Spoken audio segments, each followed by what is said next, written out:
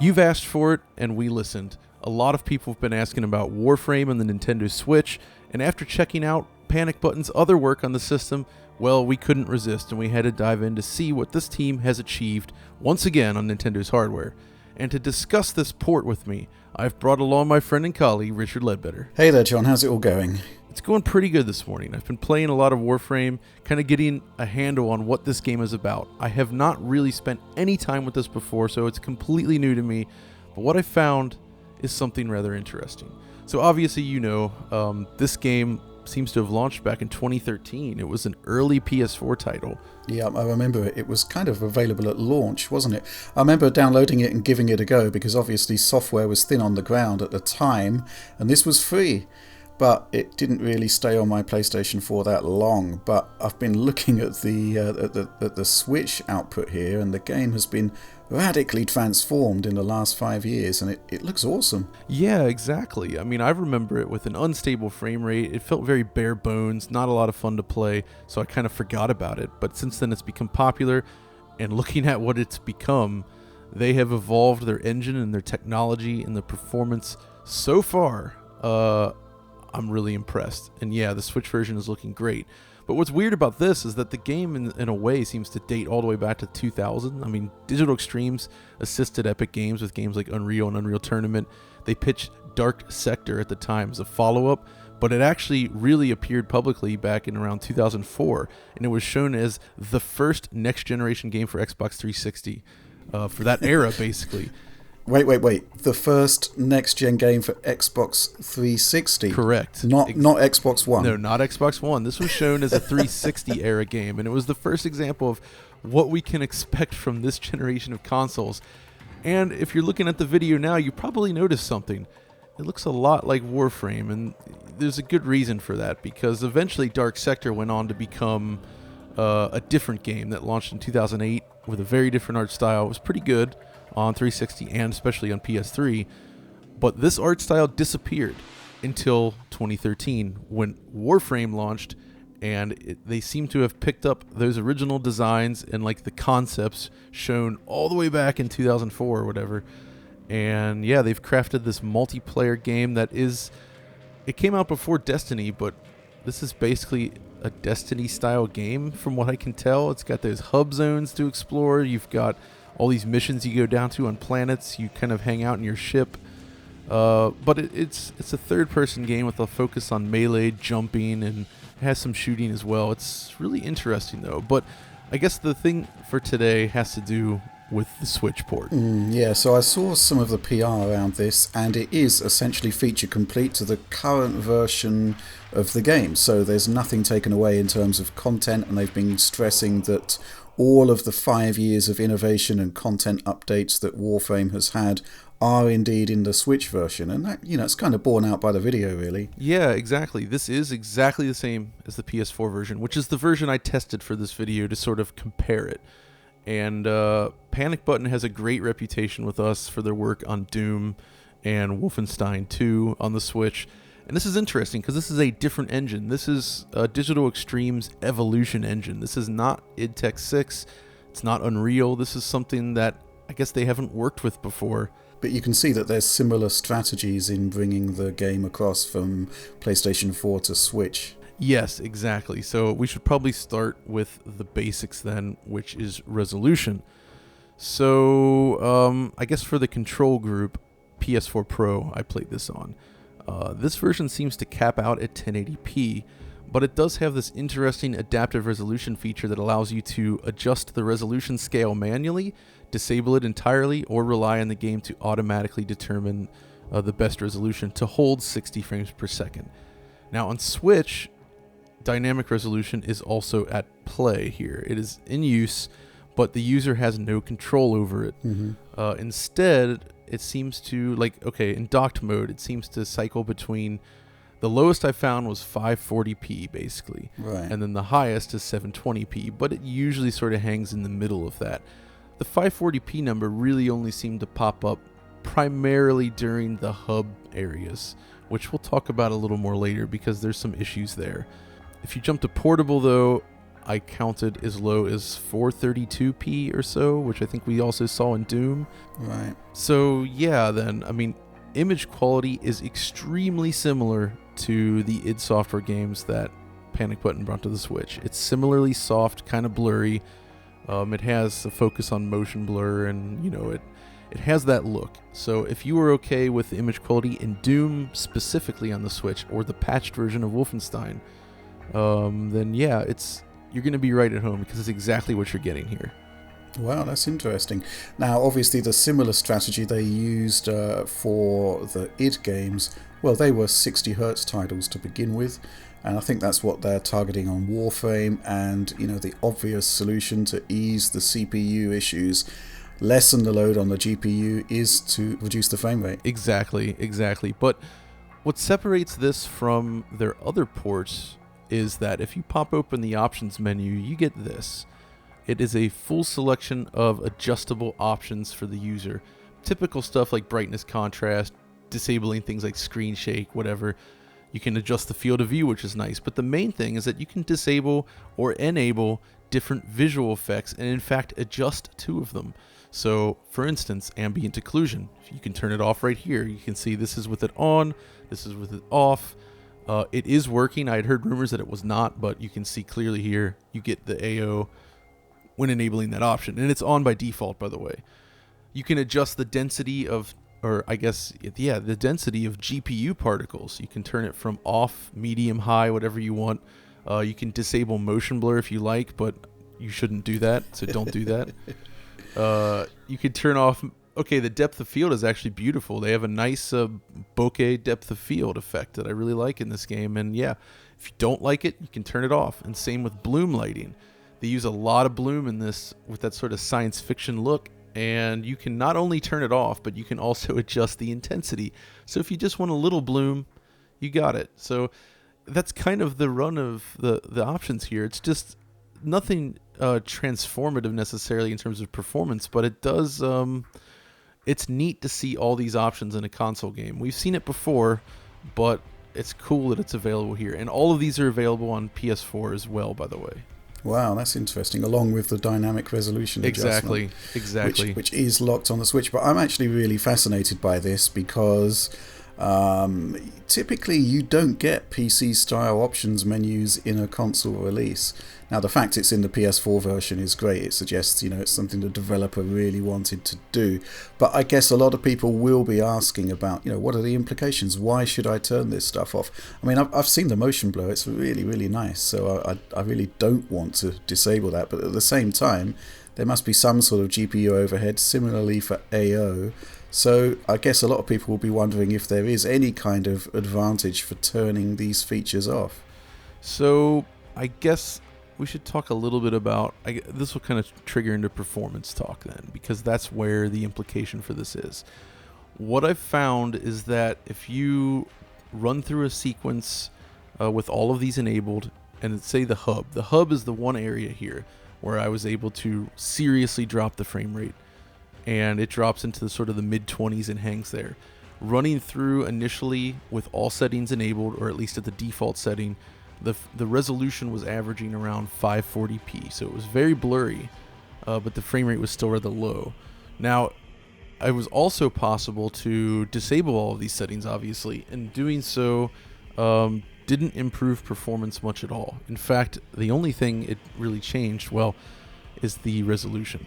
So I guess there is a performance boost in the sense that there's more GPU time to increase the dynamic resolution, but that's basically it. It still runs around 25 FPS-ish, but you get a slightly sharper image. The resolution goes up just a tad, so it's a little bit sharper. So it's really just a matter of if you want all the effects or not, and you're going to get the same performance anyway. Because when you get outside of the hub area...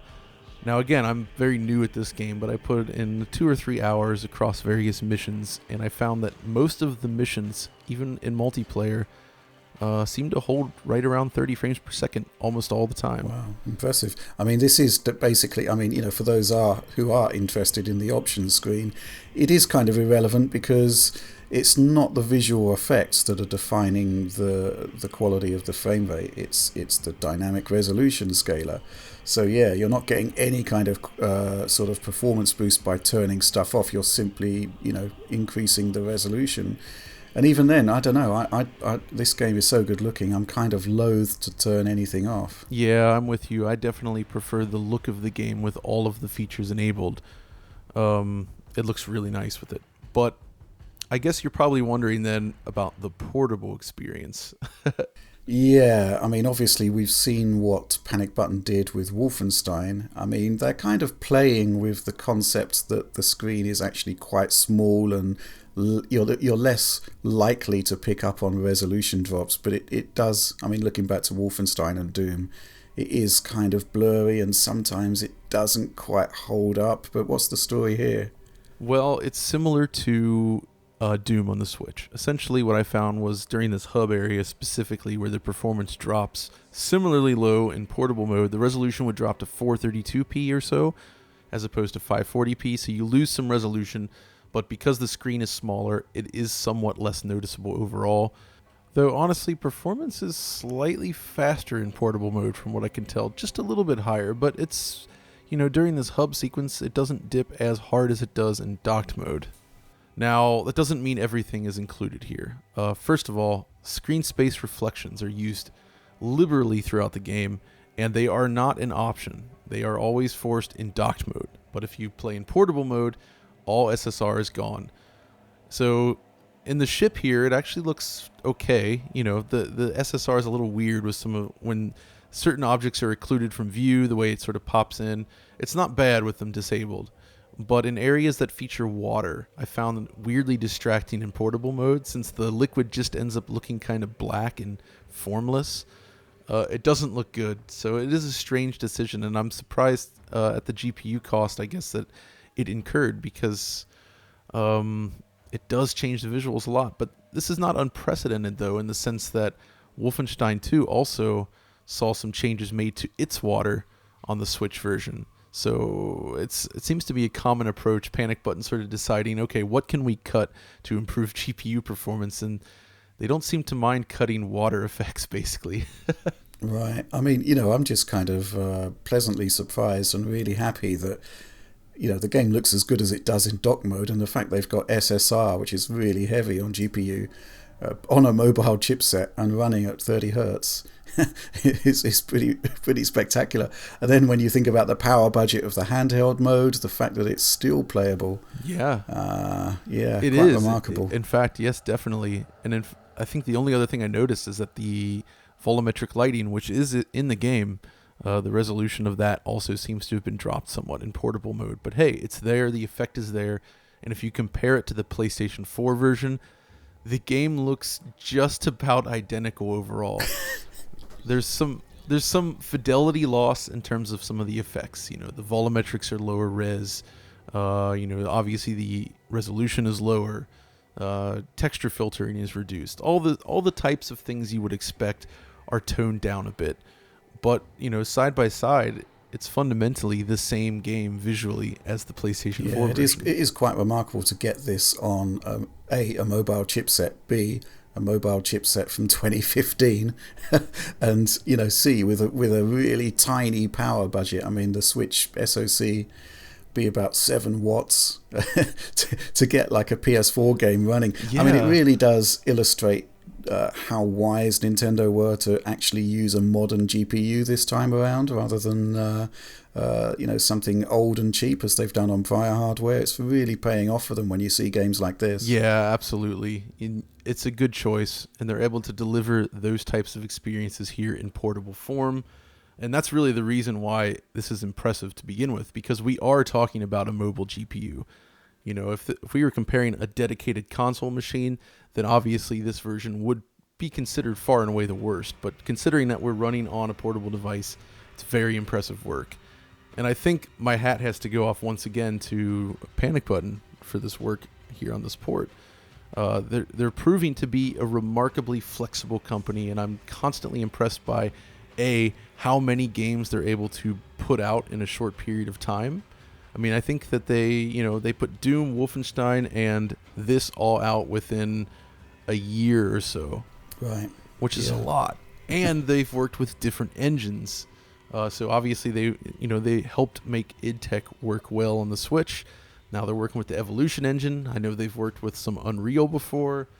Their experience is impressive, and they seem to be able to handle this well. So I can definitely see them getting a lot of work from these products. It's the type of thing where it's like, okay, I need to bring my game to Switch.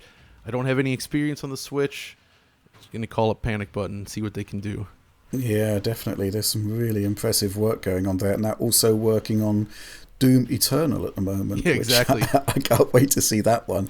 I mean, we kind of ruled out Wolfenstein as being viable based on what we saw with Doom, but they did it. It was quite a remarkable achievement. And secondly, another thing I want to bring up is that although we are seeing performance issues in the hub right now, if we go back to Wolfenstein, the performance issues that we highlighted, or rather you highlighted in your video review, they actually went back and patched it just as they did with Doom, and the game's better now. So maybe in the future, same thing will happen here. Yeah, you're right. They have a history of patching their games to further refine and improve them, which is great. And for a game like Warframe, which is free to play and online, it's not really a case of your retail copy becoming useless. It's a game that's always online and always going to be updated. So if they can further refine it over time, kind of like Digital Extremes did with its original PS4 release, that would be great. So. Mm-hmm. Yeah, I guess, this is a game that is constantly evolving, and the expectation will be that the Switch version should evolve in step with the other versions too. So yeah, I don't think we've seen the last of this one in terms of upgrades, performance increases, etc. Yeah, and I also want to say that, again, I have very little experience with Warframe, and this was the first time I really sat down to give it a try. I usually don't like games that focus on the free-to-play mechanics and all the loot collection and such, but somehow, despite those elements, the core gameplay loop of Warframe is surprisingly engaging. The movement around the map feels fantastic. Launching yourself through the air, double jumping, pulling out the melee attacks and using your weapons, it all feels wonderful to play. I will say, though, that when you move from the 60 FPS version back to the Switch, it does make aiming your weapons slightly more difficult. There's definitely a loss in input response as a result of having the frame rate. So something to consider. But overall, I think they've done a tremendous job here. Mm-hmm. And I guess another takeaway as well is that, we've never looked at Warframe on the current gen consoles, PS4, etc. And we're getting a look at how it runs and how it looks here, and it's looking good. So maybe that's worth checking out as well, especially since it is indeed free to play. Yeah, indeed, especially since it seems to have found quite a following over time. So yeah, definitely a cool little game.